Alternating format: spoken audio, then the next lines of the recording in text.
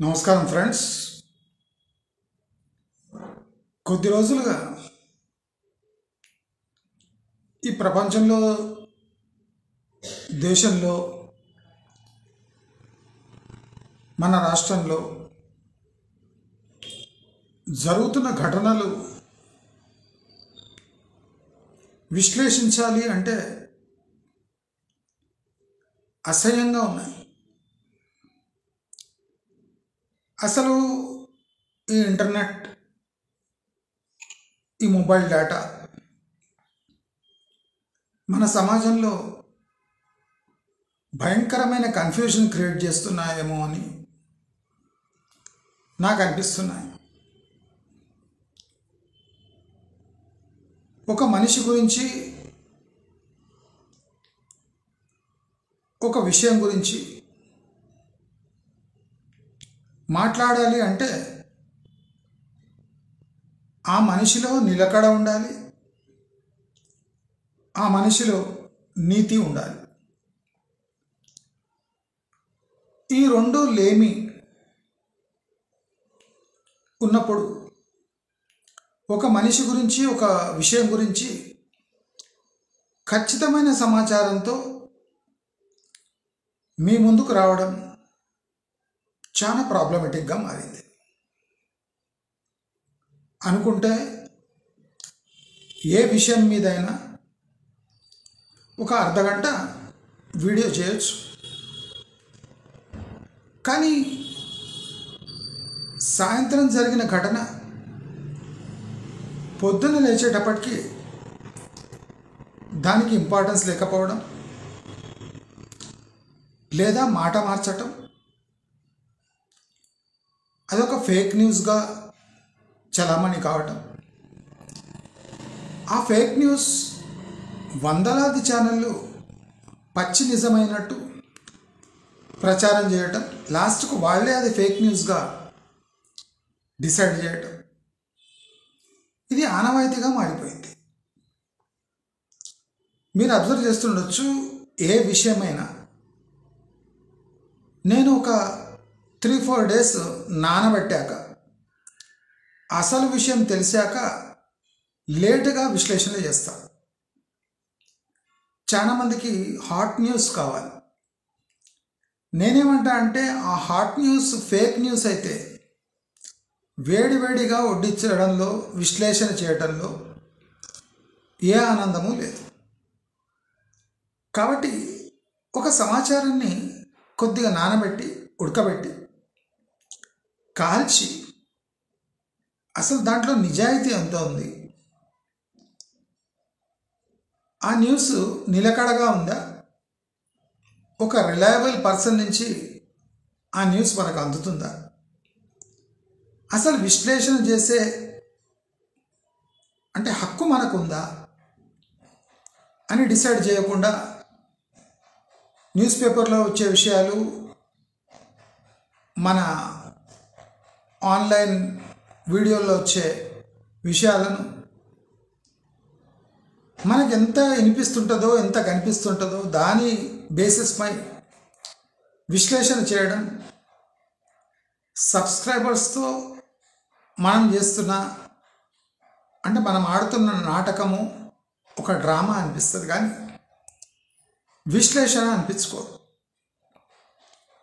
కానీ ఫేక్ న్యూస్లలో కూడా మనము డిస్కస్ చేయవలసిన విషయాలు ఎన్నో ఉన్నాయి. మనం గమనిస్తే ఇవాళ రేపు మ్యారేజ్ యాజ్ ఎన్ ఇన్స్టిట్యూషన్, అంటే పెండ్లి యొక్క ఒక సంస్థను దెబ్బతీసే విధంగా న్యూస్ ప్రచలితమవుతుంది. అందరూ ఒక విషయం గమనించాలి. భారతదేశం 140 కోట్ల ప్లస్ పాపులేషన్ ఉన్న దేశం. ఎన్నో రాష్ట్రాలు, ఎన్నో జిల్లాలు, లక్షలాది గ్రామాలు. దీంట్లో ఏదో ఒక హస్బెండ్ అండ్ వైఫ్ డిస్ప్యూట్ అవుతూ ఉంటుంది, అక్రమ సంబంధాలు ఉండే ఉంటాయి, కొట్లాటలు జరుగుతూనే ఉంటాయి, భార్యాభర్తల మీద విభేదాలు ఉండే ఉంటాయి, అనుమానాలు ఉంటాయి, కేసులు బుక్ అవుతుంటాయి. పోలీసుల చర్యలు ఉండే ఉంటాయి. అంటే తెలంగాణలో వేలాది గ్రామాల్లో, ఏదో ఒక మారుమూల గ్రామాల్లో ఒక హస్బెండ్ వైఫ్ డిస్ప్యూట్ని ఎవరో ఒకరు కెమెరామ్యాన్ క్యాప్చర్ చేసి అది అర్బన్ వాళ్ళకు కూడా చేరేటట్టు చేసి, అంటే మనకు ఆ ఘటనలు జరుగుతూనే ఉంటాయి, చావులు జరుగుతూనే ఉంటాయి, పుట్టుకలు జరుగుతూనే ఉంటాయి. అలాగే కొట్లాటలు, కేసులు, అంటే ఇదేం కొత్త కాదు. కానీ మనకు వేడివేడిగా వడ్డించి వారుస్తున్నారు. ఇదిని మన బ్రెయిన్ కన్ఫ్యూజన్కి గురవుతుంది. నేను అందరూ జాగ్రత్తగా ఉండాలని ఈ వీడియో చేస్తున్నాను. వీడియోలో ఎంత నిజాయితీ ఉన్నా, ఆ వీడియోలో ఎంత అంటే ఒక సెన్సేషనల్ న్యూస్ ఉన్నా, మన జీవితాలకు ఈ సెన్సేషన్ న్యూస్కి ఏమైనా సంబంధం ఉందా? మన కమ్యూనిటీలో, మన సొసైటీలో ఈ ఘటనలు జరుగుతూ ఉన్నాయా? మనకు తెలిసిన వాళ్ళలో ఇలాంటి ఘటనలు జరిగాయా? దీనిపై విశ్లేషణ చేయడం చాలా ఇంపార్టెంట్.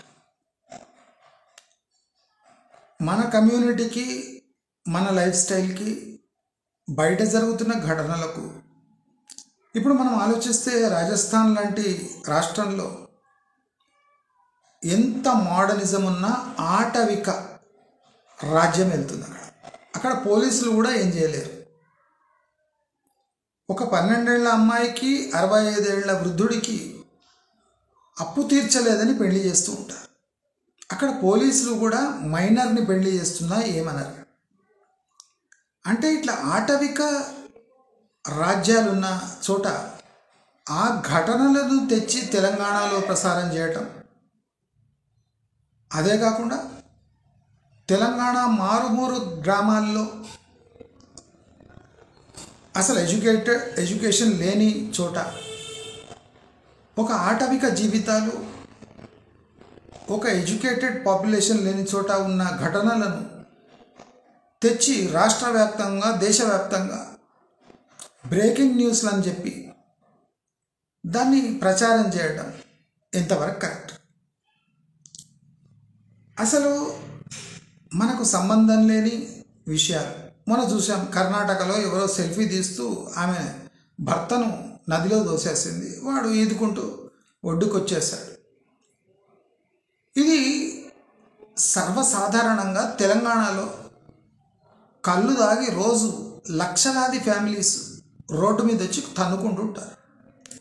దీన్నే ప్రత్యక్ష ప్రసారం చేసి భార్యాభర్తల్లో రోజు లక్షల సంఖ్యలో తన్నులాటలు జరుగుతున్నాయి అని లైవ్ ప్రసారం చేస్తే అసలు తెలంగాణ సమాజం తలెత్తుకోలేదు.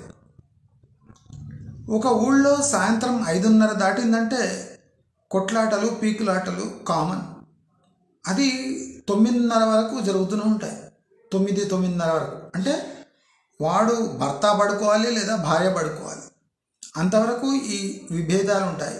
ఇదే విభేదాలను ఒకరు కెమెరా పెట్టి తీస్తే మనకు 24 గంటలు సరిపోవు.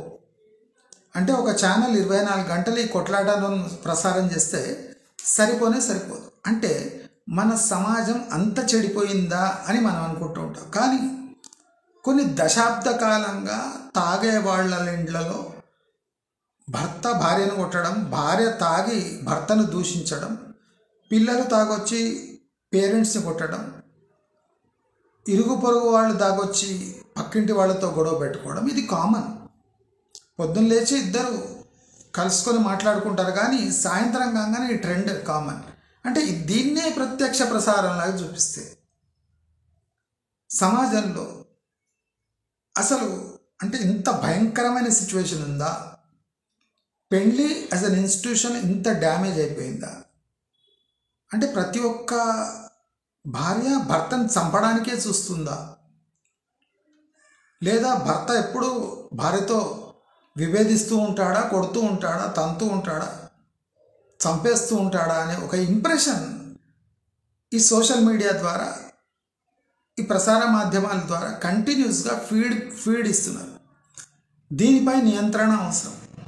కర్ణాటకలో ఎవరో బ్రిడ్జి మీద నుంచి సెల్ఫీ దిగుతూ భర్తను తోసేస్తే అది నేషనల్ న్యూస్గా మారింది. ఇలాంటి తోపులాటలు, ఇలాంటి కొట్లాటలు, ఇలాంటి హత్యలు రోజువారీగా తెలంగాణలో వందలాది సంఖ్యలో జరుగుతుంటాయి. మీరు పోలీస్ రికార్డ్స్ చెక్ చేస్తే రోజు వందల సంఖ్యలో పోలీస్ కంప్లైంట్స్ వస్తూ ఉంటాయి. అంటే వరకట్టపు కంప్లైంట్స్ ఉండొచ్చు, హారాస్మెంట్ కంప్లైంట్స్ ఉండొచ్చు, ఇల్లీగల్ రిలేషన్స్ ఉండొచ్చు, కోర్టు కేసులు ఉండొచ్చు, అత్తామామ హెరాస్మెంట్ ఉండొచ్చు, కోడలి హెరాస్మెంట్ ఉండొచ్చు. వివిధ రకమైన కేసులు నమోదు అవుతూ ఉంటాయి. ప్రతి నమోదైన కేసును విశ్లేషించుకుంటూ కూర్చుంటే రాష్ట్రమంతా క్రైమ్ క్యాపిటల్గా మారిందేమో అనుకోవాలి. ఇప్పుడు మనం గమనిస్తే ప్రతి చోట మనం రాత్రి 10 దాటింది, 8, 10 దాటిందంటే వ్యభిచారం కామన్. పోలీస్ వాళ్ళు మామూలు తీసుకొని దీన్ని కొనసాగిస్తారు. కానీ ఏదైనా పోలీస్ వాడు తిక్కరేగి ఈ వ్యభిచారంపై లాఠీ జరిపిస్తే, అది లైవ్ ప్రసారం చేస్తే, అరే మన ఇంటి పక్కకే వ్యభిచారం జరుగుతుందా అని జనాలు అనుకుంటూ ఉంటారు. అంటే ఈ ఏరియా అంత డేంజరస్. ఇప్పుడు ఎల్బీ నగర్ కానివ్వండి, చార్మినార్ కానివ్వండి, అఫ్జల్గంజ్ కానివ్వండి, మలక్పేట కానివ్వండి, ఉప్పల్ కానివ్వండి, ఎక్కడైనా 10 దాటింది, 9, 10 దాటింది అంటే కామన్. అంటే మనం ఇటువంటి దరిద్రపు ఏరియాలు ఉంటున్నామా అని ఈ ప్రసారం తర్వాత తెలుస్తుంది. 10 గంటలకు ఎవడు అంటే మామూలు మనుషులు బయటకు వెళ్ళారు, అన్లెస్ ఈ తాగుబోతులు, ఈ వ్యభిచారం చేసేవాళ్ళు, లేదా లేట్ నైట్ డ్యూటీస్ నుంచి వచ్చేవాళ్ళు తప్ప, పోలీసులు తప్ప బయట చాలా మటుకు ఉండరు. లేదా ఏదైనా విజయవాడ అడికి ఎక్కడైనా బయటి చోట పోయే బస్ కోసం వెయిట్ చేసేవాళ్ళు తప్ప ఎవరు 10 తర్వాత అంత సెకండ్ షో చూసేవాళ్ళు. అంటే ఇది కామన్. ఇది సొసైటీ అన్నాక కామన్ ఫీచర్స్ ఇవన్నీ. అంటే దీన్ని స్పెషల్గా చూపించడం వల్ల సొసైటీలో ఫెయిత్ తక్కువవుతుంది అంటే తప్పకుండా అవుతుంది. ఎందుకంటే చాలామందికి ఇలాంటివి జరుగుతున్నాయని లేని అమాయకులు లక్షల సంఖ్యలో ఉన్నారు. ఇంకోళ్ళు ఎవరన్నా ఈ విషయం తెలిసినాక వాళ్ళే ఈ పనిలో ఉంటే వాళ్ళే గట్టిగా అరిచేవాళ్ళు వేల సంఖ్యలో ఉన్నారు. అంటే ఇప్పుడు ఎవరన్నా విచారం అంటే దాంట్లో ఇన్వాల్వ్ అయినోడు ఏదైనా టీవీలో చూడగానే ఫస్ట్ రియాక్షన్ వీడిదే ఉంటుంది. ఇంత ఎట్లా జరుగుతుందా మన ఏరియాలో, ఇంత దరిద్రంగా ఉంది ఏరియా, ఇదంతా ఇట్లా గవర్నమెంట్ యాక్షన్ తీసుకోవాలి అని వీడే అరుస్తుంటాడు. అంటే ఇలాంటి నాటకాలు సొసైటీలో జరుగుతూ ఉంటాయి, ఇలాంటి ఘటనలు జరుగుతూ ఉంటాయి. కానీ మనం దాన్ని ఎంత సీరియస్గా తీసుకోవాలనేది మనం తప్పకుండా డిసైడ్ చేసుకోవాలి. ఇది పక్కన పెడితే ఈ చిరుతిండ్లపై ఒక న్యూస్ వచ్చింది. చిరుతిండ్లు అమ్మేవాళ్ళు తప్పకుండా వాటి వల్ల జరిగే హాని యొక్క బోర్డులు పెట్టుకోవాలి. ఈ ఆన్లైన్ డెలివరీ, ఆన్లైన్ యాప్స్ ఇవన్నీ ఉండగా నాన్ వెజ్ ఐటమ్స్కి క్రేజ్ పెరిగిందాక, మండీ లాంటి పందులు తినే విధానాన్ని ప్రోత్సహించినాక, ఈ పశువుల యొక్క కొవ్వు వాడితే బిర్యానీలు కమ్మగా ఉంటాయి అని ఆవు ప్రేమికులే గట్టిగా అరిచినాక, ఇక మారల్ వాల్యూస్ ఎక్కడున్నాయి? హెల్త్ గురించి ఆలోచించే వాళ్ళు ఎవరు? సమోసాలు తిన్నంత తిని ఒళ్ళో కొవ్వు పెరిగిందని జిమ్ముకు వెళ్ళడం, ఈ సమోసాలు జిలేబీలు తిని మండీలో బిర్యానీలు తిని ఈ కొలెస్ట్రాల్ పెరిగిందని కొలెస్ట్రాల్ మాత్రలు వేసుకోవడం. అంటే ఇది హానికరము అని ఎవడు వదిలిపెడతలేడు. మొన్న ఒక జోకిన్న ప్రొఫెసర్ నాగేశ్వర్ లాంటి బ్రెయిన్ ఉన్న వ్యక్తి ఇంత బ్రెయిన్లెస్గా వ్యవహరిస్తున్నాడంటే ఆశ్చర్యం. సిగరెట్ ప్యాకెట్పై చూపించిన గుర్తులు ఆ డేంజర్ ఇది చూసి చాలామంది సిగరెట్లు తాగడం తక్కువ చేశారట. అసలు ఈయన ఏ లోకంలో బతుకుతున్నాడో నాకు అర్థమవుతలేదు. పాతకాలంలో లేదా ఒక 20 ఏళ్ల క్రితము 10th తర్వాత సిగరెట్ తాగేవాళ్ళు పిల్లలు. ఇప్పుడు 5వ క్లాస్ నుంచే తాగడం మొదలుపెట్టారు. సంఖ్య ఎందుకు తగ్గింది, నంబర్ ఆఫ్ సిగరెట్స్ సోల్డ్ ఎందుకు తగ్గింది అంటే అప్పుడు సిగరెట్ 3-4 రూపాయలకు దొరికేది, ఇప్పుడు 15 రూపాయలకు దొరుకుతుంది. సో ఇన్ఫ్లేషన్ని పెట్టుకున్న ప్రతి ఏటా సిగరెట్ లాంటి గుట్కా లాంటి అంటే వీటిపై పడే ట్యాక్సులు బాగా భారీగా పెంచుతున్న జనాలు 15-20 రూపాయలైనా ఒక సిగరెట్ తాగక మానరు. దానివల్ల టోటల్ సిగరెట్ కన్సంప్షన్ పడిందేమో కానీ number of people drinking cigarettes గణనీయంగా పెరిగింది. ఇప్పుడు సిగరెట్ని పక్కకు పెట్టి గంజాయి తాగడంలో నిమగ్నమై ఉన్నారు. అంటే స్టెప్ సొసైటీ ఎడ్యుకేషన్ పరంగా దిగజారుతున్న, లైఫ్ స్టైల్ పరంగా, బ్యాడ్ హ్యాబిట్స్ పరంగా పురోగతి చెందుతుంది. ఇప్పుడు చాలామంది ఈగిల్ టీమ్స్ 15 మందిని పట్టించారు. హైదరాబాద్లో పాపులేషన్ ఎంత ఉంది? 1,30,00,000, 1,20,00,000 ఉంది. దాంట్లో 15 మంది. మీరు ఏం అవసరం లేదు, ఈ గాంధీ హాస్పిటలు, అఫ్జల్గంజు, ఎల్బీ నగరు, మీరు ఎక్కడైనా పోండి, బంజారా హిల్స్, జూబ్లీ హిల్స్, ఎక్కడైనా పోండి, ఎక్కడైనా పాన్ షాపులు ఉంటే ఏం అవసరం లేదు. ఈవెన్ మన కమిషనర్స్ ఆఫీస్ ఉంది కదా, ఎక్కడ మన నాగోల్ దగ్గర, అక్కడ ఉన్న పాన్ షాపులు కానివ్వండి, ఎక్కడైనా పాన్ షాపుల దగ్గర రేడ్ చేయండి. గుట్టలు గుట్కాలు, మావాలు అంటే గంజాయి. అంటే రాజస్థాన్ వాళ్ళు గంజాయి, మావా, గుట్కా లేకుండా ఉండలేరు. మరి వాళ్ళని ఎలా నమ్ముతున్నారు? ఈ ఈగిల్ టీమ్స్ ఏం చేస్తున్నాయి? మనం ఆశ్చర్యకరమైన విషయం ఏమంటే just traffic Rachakonda CP office ఉంది, ఎక్కడ? నాగోల్ దగ్గర, రాక్ టౌన్ దగ్గర. ఆ సిపి ఆఫీస్కి అంటుకోనున్న ఒక హోటల్ ఉంది, ఇరానీ హోటల్. అక్కడ పాన్ డబ్బా ఉంది. పొద్దున పోయి చూస్తే ఆ పాన్ డబ్బాలో వందలాది గుట్కా ప్యాకెట్లు అమ్ముతారు. అది కాకుండా మావా కూడా అమ్ముతారు. మావా అంటే మీకు అర్థమై ఉండొచ్చు. అంటే సిపి ఆఫీస్కి అటాచ్ అయి ఉంది అది. ఈగిల్ టీమ్స్ కష్టపడి 15 మందిని పట్టుకున్నారట. అంటే దీంట్లో ఎంత నిజాయితీ ఉంది? ఆంధ్ర నుంచి వచ్చే బస్సులలో నా ప్రకారం ఎంత దిగుమతి అవుతుందో మనకు తెలియదు. దాన్ని చెక్ చేసే విధానం వీళ్ళకి తెలుసా? నన్ను అడిగితే నేను చెప్తా ఎట్లా చెక్ చేయాలి, ప్రాక్టికల్ ఎట్లా చెక్ చేయాలి అంటే పోలీస్ వాళ్లకు తెలియని విద్యన అంటే తెలియదు. వీటిని ఎలా పట్టుకోవాలి, వీళ్ళు ఎలా నీతిగా చెక్ చేస్తున్నారా, సిటీలో ఏం చేస్తే ఇవి అరికట్టవచ్చు అనేది అంటే ఈ స్టేజ్కి వచ్చినాక ఆ టాపిక్ డిస్కస్ చేయడం వేస్ట్. ప్రతి కిరాణా షాప్లో గుట్కాలు దొరుకుతాయి, ప్రతి పాన్ షాప్లో దొరుకుతాయి, ప్రతి మామూలు హోటళ్ళలో దొరుకుతాయి, ఏ దేంట్లో అయినా.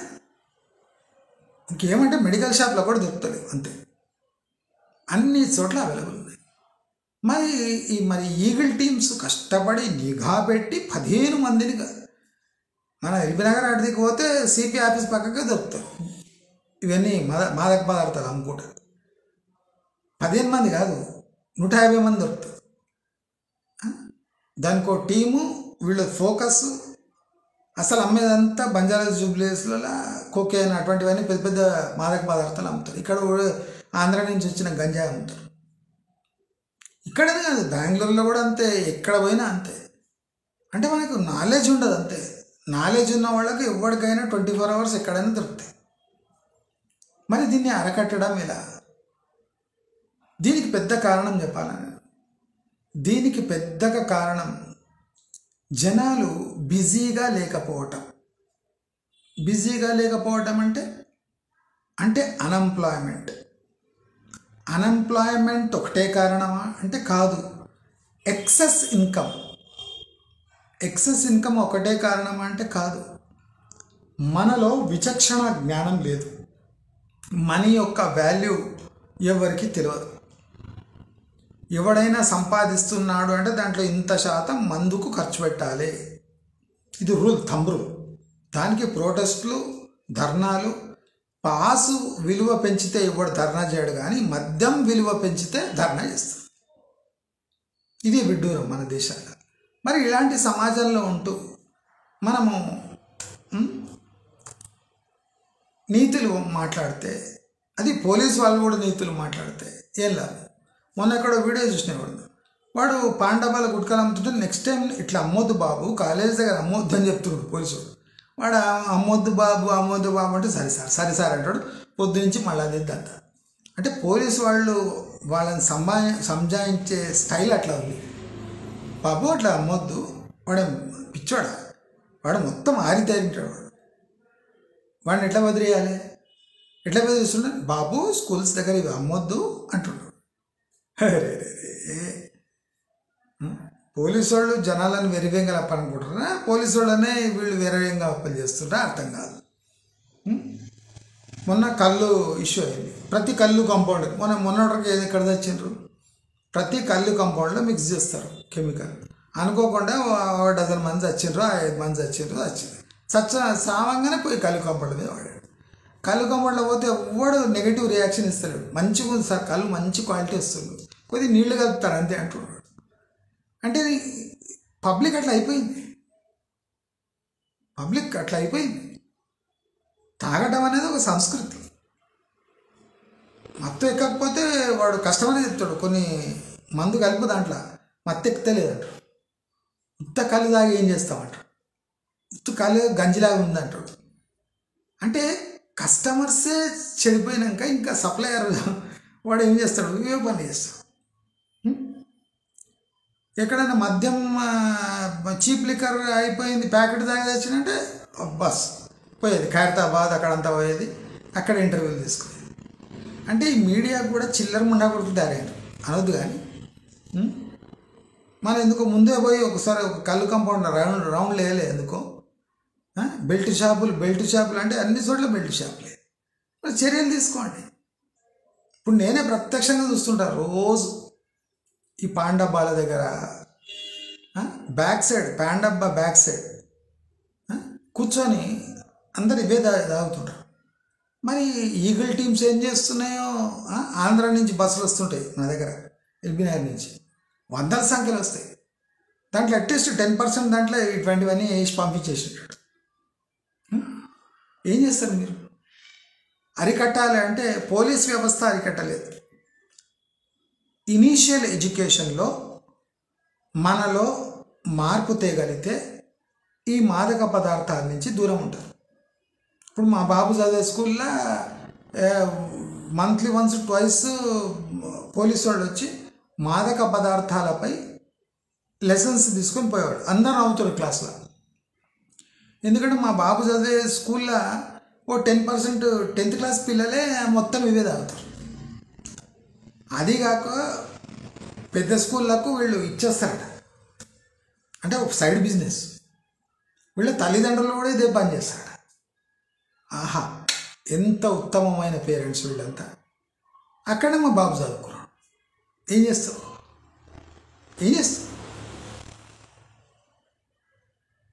ఇప్పుడు మా బాబు తీసుకోలేదు. ఎందుకు తీసుకోలేదు? తీసుకోవచ్చు కదా, వాళ్ళ ఫ్రెండ్స్ అంతా తీసుకుంటారు కదా. 10th క్లాస్ పిల్లలు, మీరు నమ్ముతారు, 6th 7th క్లాస్ పిల్లలు కూడా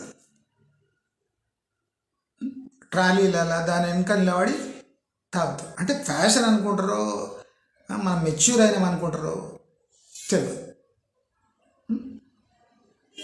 ఆ పోలీస్ వాళ్ళ దాంట్లో నిబద్ధత లేదు. సమాజంలో పేరెంట్స్ అదే రేంజ్లో ఉన్నారు. మొన్న నేను ఎక్కడో ఇట్లనే పోతుంటే ఇబ్రాహీంపట్నం బస్ ఎక్కి జస్ట్ సర్వేకి పోయినా, మీరు నమ్ముతారో లేదో, బస్సుల ఒక కమ్యూనిటీ వాళ్ళు ఓపెన్గా అవన్నీ పొట్లాలు చేసి అందరికి ఇస్తే, ఆ పొట్లాలు తీసి నోట్లు వేసుకొని ఇట్లా దీని కింద వేసుకొని ఒక 20 మంది సేవిస్తున్నారు మాదక పదార్థం. బస్సులో ఓపెన్గా వాడు ఇట్లా తీసిన పొట్లాల నుంచి ఒక 30-40 పొట్లాలు ఉన్నాయి. అందరికి తీసి ఒక్కొక్కటి ఇచ్చాడు. వాళ్ళంతా ఇట్లా వేసుకొని కూర్చున్నాడు బస్సులో. నేను చూడంగా నవ్వుతున్నారు. వాళ్ళకి తెలిసిపోయింది పట్టేసాడు. 20 మంది బస్సులో ఒక 30-35 మంది ఉంటారు. దాంట్లో 20 మంది వేసుకున్నారు. Bus public transport. అర్థం కాని వాళ్ళు గుట్కా అనుకుంటారు, జర్దా అనుకుంటారు. అది కాదు, బ్లాకిష్ కలర్. మీకు అర్థమై ఉండొచ్చు నేనేం చెప్తాను. పొట్లాలు చేసి చించినాయి. అందరు ఎక్కిన వాళ్ళకంతా, అంటే వాళ్ళ కమ్యూనిటీ వాళ్ళు ఎక్కిన మొత్తం వాళ్ళకందరికి ఇచ్చాడు. అందరు పొట్లాలు తీసి ఇక్కడ వేసుకున్నారు. ఆడవాళ్ళు మగవాళ్ళు అందరు. ఓ 10 నిమిషాలు వెనక ఒక రకంగా ఉన్నారు. ఇట్లా దిగేటప్పుడు కూడా చక్కగా దిగలే ఇబ్రాంపట్నంలో. అంటే ఈగల్ టీమ్స్ ఏం చేస్తున్నాయి, నిఘా సంస్థలు ఏం చేస్తున్నాయి? కష్టపడితే సాయంత్రం కాగానే పీపా లేకుంటే నిద్ర రాస్తారంట. కష్టపడితే దాంట్లో ఎంత ఇన్కమ్ మీరు దాంట్లో ఖర్చు పెడుతున్నారు. ఈ ఎడ్యుకేట్ చేసేది ఏమవుద్దు. వాళ్ళ కొడుకు మళ్ళీ తాగు ఉంటాడా? తాగుతాడు. అంతే కదా. యథా రాజా తథా ప్రజ. ఇప్పుడు బార్లు చూడండి, 8:30-9 కాగానే బార్లు పండగ వాతావరణం ఉంటుంది రోజు. ఈ డిస్పోజబుల్ ఇన్కమ్ ఎట్లా జనరేట్ అవుతుంది? పేదవాళ్ళు ఎక్కడ ఉన్నారు? ఈ రైతు బంధు, రైతు భరోసా ఇవన్నీ ఎక్కడ పోతున్నాయి? అంటే ఏదన్నా విశ్లేషించాలి అంటే జిగుత్సగా ఉంది. అంటే అన్నీ అబద్ధాలు చెప్పాలి. ఈగల్ టీమ్స్ దాడి చేసి 12 మందిని పట్టుకుంది. ఎల్బీనగర్ దగ్గర నిలబడితే 150 మంది దొరుకుతారు. నాగోల్ దగ్గర నిలబడితే 100 మంది దొరుకుతారు. ఏం లేదు, పొద్దున 6:30కు మొత్తం మారవాడలు నిలబెంటారు. వాళ్ళని చెక్ చేస్తే ఏం లేదన్నా 500 గుట్కా ప్యాకెట్లు దొరుకుతాయి. సింపుల్. సిపి ఆఫీస్ ముందే మొత్తం తిని ముత్తుంటారు. ఆఫీస్ ముందే ముత్తుంటారు. పట్టుకోండి పోయి.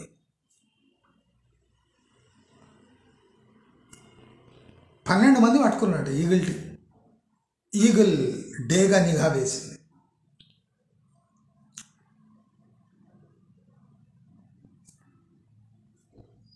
మన సమాజంలో చేంజెస్ రావాలంటే బేసిక్ ఎడ్యుకేషన్ సిస్టమ్ని పటిష్టంగా చేసి అది ఫ్యామిలీ లెవెల్ వరకు కూడా తీసుకుపోవాలి. అది పాసిబుల్లా? నా ప్రకారం ఈ స్టేజ్ వచ్చినాక అది పాసిబుల్ కాదు. మత్తు పదార్థాల ఒక ఫ్యాషన్ అయినప్పుడు సమాజంలో ఇట్లా బేసిక్ మార్పులు తీసుకురావడం అసాధ్యం.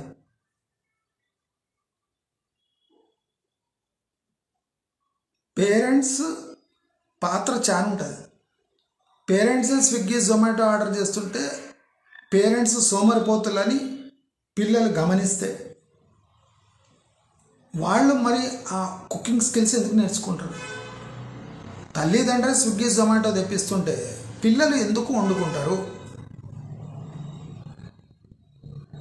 అంటే తల్లిదండ్రులు చేసే తప్పు ఒక ఫ్యాషన్, అది ఒక వాల్యూ లాగా మిగిలిపోతుంది.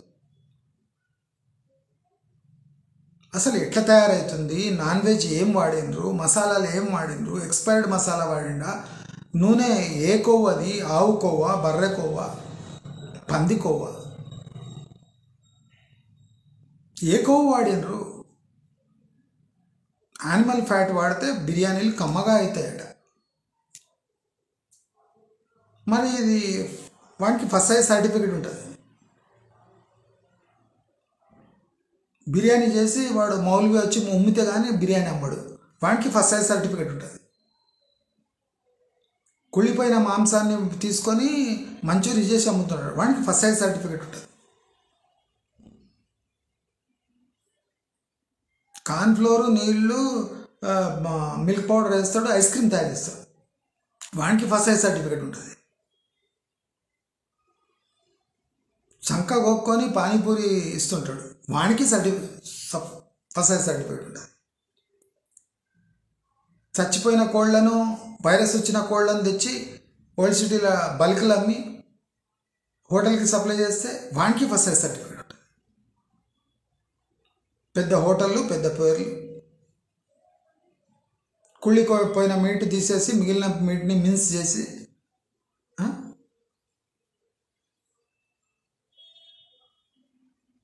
రోల్స్ చేసి మండీలో పెట్టి ఇస్తే పందులు తింటారు. మండీలు హిందువులను పందులుగా మారుస్తలేవా? ఒక్కసారి దీన్ని హ్యాష్ట్యాగ్ చేయండి. నేను మొన్న తిరుపతి ఎత్తంగానే చూడండి, ఇప్పుడు మొత్తం ఎట్లా పాపులర్ అయిపోయింది. వెంకటేశ్వర స్వామి ఫోటో పెట్టి విపరీతంగా నాన్ వెజ్ అమ్మేస్తారు. అది తిరుపతి ఫోకస్ చేసి అమ్ముతారు. తిరుమల అలౌ చేయాలని తిరుపతిని గబ్బులు చెప్తారా? ఇది మనం ఫస్ట్ ఎత్తినమా లేదా? ఎన్నో విషయాలు మీరు చూడండి. ఇప్పుడు నేను లేవనెత్తినవి ఇప్పుడు పాపులర్ విషయాలు. ఫాతిమా కాలేజ్ని లీగల్గా ఫేస్ చేయాలి. సుప్రీంకోర్టు ఆర్డర్ వల్ల అది డెమాలిష్ కావచ్చు, కానీ మన స్టేట్ గవర్నమెంట్ చేయదు అనగానే ఇప్పుడు అందరు మేము పడగొడతాం. నీకు అంత దమ్ము లేదు. సుప్రీంకోర్టు ఆర్డర్ వస్తే కానీ ఫాతిమా కాలేజ్ నిలబట్టం కాదు. ఇది డీసెంట్ అనాలిసిస్. అంతేగాని ప్రతి బీజేపీ అడ్డమైన వేద పోయి ఓవైసీ అక్కడ చూసి కైకాయ్ బేదర్ అనగానే ఇట్లా మూత్రం పోసుకొని వచ్చేస్తారు. బండి సంజయ్ కూడా, బండి సంజయ్ మూత్రం పోసుకుంటారు. వేరే వాళ్ళు విడిచిపెట్టండి. విశ్లేషణ ప్రాక్టికల్గా ఏదైనా పర్వాలేదు. ఇప్పుడు ఫాతిమా కాలేజ్ కానివ్వండి, ఏ విషయం కానివ్వండి, ప్రాక్టికలీ పాసిబులా? బీసీ రిజర్వేషన్ ఉంది, అది ప్రాక్టికలీ రాజ్యాంగం అలౌ చేస్తుందా? చేయదు, కొట్టేస్తుంది. గవర్నర్ ఆమోదించాడు. ఆమోదించుండు అంటే ఏదో మతలబ్ ఉండే ఆమోదిస్తాడు. ఇప్పుడు రాజ్యాంగ నిపుణులను ముందర పెడితే కొట్టేస్తారు వాళ్ళు. ప్రెసిడెంట్ ఒక్కో 50% దాటొద్దని చెప్పేస్తుంది ఒక సింగిల్ లైన్. మళ్ళీ వీళ్ళు వచ్చి బీజేపీని చెప్తారు. బీజేపీ ఆపడం వల్ల మేము రిజర్వేషన్ పెట్టలేకపోతాం. అసలు వీళ్ళకి తెలుసు అది రిజర్వ్ కాదని, లీగలీ పాసిబుల్ కాదని వీళ్ళకి కూడా తెలుసు. మళ్ళీ ఎందుకు అటెంప్ట్ చేస్తున్నారు అంటే పాలిటిక్స్. ఇప్పుడు కవిత డైలీ ప్రసారం. కవిత ఎట్లా చేసిందా? కవిత బీఆర్ఎస్లో స్థానం ఉందా? మీరు ఒక్కటి గమనించండి. కేసీఆర్ ఏది ప్లాన్ లేకుండా అంత విచ్చలవిడిగా, కవిత ఇంత ఈజీగా బీఆర్ఎస్ నుంచి బయటికి రాదు. చాలామంది అది అబ్జర్వ్ చేస్తలేదు, పిచ్చుకునేలా చూస్తున్నారు. కేసీఆర్ తన బిడ్డను అంత ఈజీగా వదులుకోడు. ఢిల్లీ లిక్కర్ స్కామ్లో పెద్ద డ్రామాని ఆడాడు. అంటే బిడ్డను అడ్డం పెట్టుకొని మీరు నన్ను బ్లాక్మెయిల్ చేయలేరని ఒక సంకేతం ఇచ్చాడు తప్ప బిడ్డ మీద ప్రేమ లేదని కాదు. బిడ్డకు ఫైనాన్షియల్ బ్యాకింగ్ లేకుండా ఆమె ఇంత పెద్ద నిర్ణయాలు తీసుకో. బిడ్డను కొన్ని కీలక పదవుల నుంచి తీసేస్తుందంటే తీస్తేనే ఆమె వేరే పార్టీలో పోయి గడబడి చేయొచ్చు.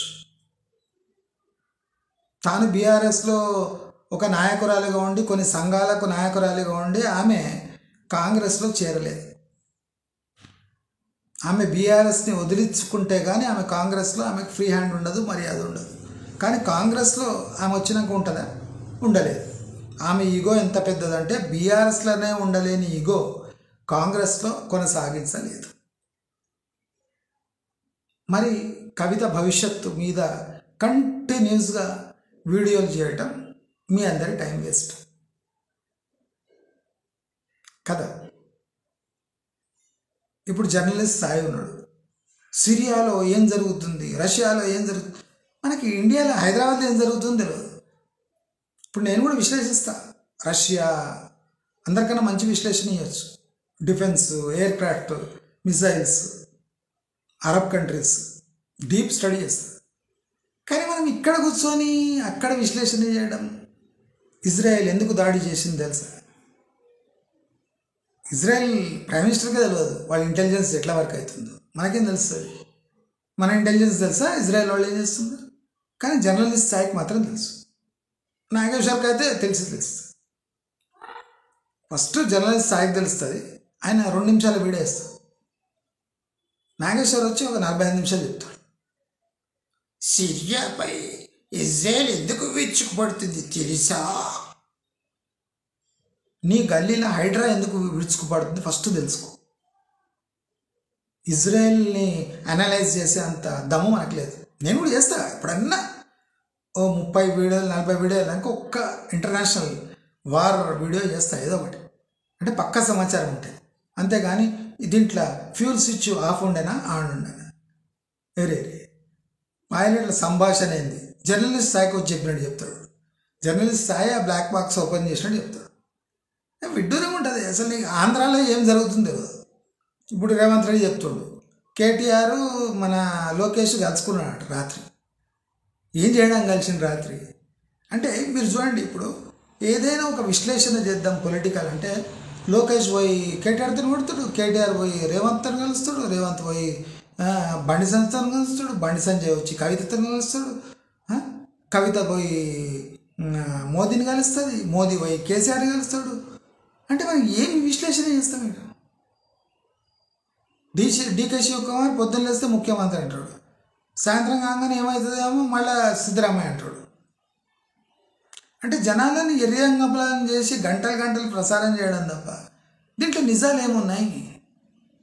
నిజాలు అవసరం లేదా జనాలు? ఎప్పుడు చూడు ఏది దొరకలేదంటే ఏదో ఒక ఊళ్ళో ఏదో ఒకడు కూడా కొట్టుకొని వస్తుంటాడు తాగి. దాంట్లో ఫస్ట్ 2-3 డేస్ వీళ్ళకి ఇష్టం వచ్చిన న్యూస్ నడిపాడు. దాంట్లో తర్వాత పోలీస్ ఇన్వెస్టిగేషన్ ఏం చేయింది అన్నాడు. అంటే వీళ్ళు చెప్పినట్టు, పోలీసు వాళ్ళు చెప్పినట్టు, రిమాండ్ రిపోర్ట్లో ఉన్న రహస్యాలు మీకోసం అని. 3rd డిగ్రీ ఉపయోగించిండ్రా అని వీడు ప్రశ్న. అన్యాయం జరిగిందా అని వాళ్ళ రిలేటివ్స్ అంతా ఒక మైక్ పెట్టాడు. వానికే తెలిసి ఉండదు అసలు ఏమైందని.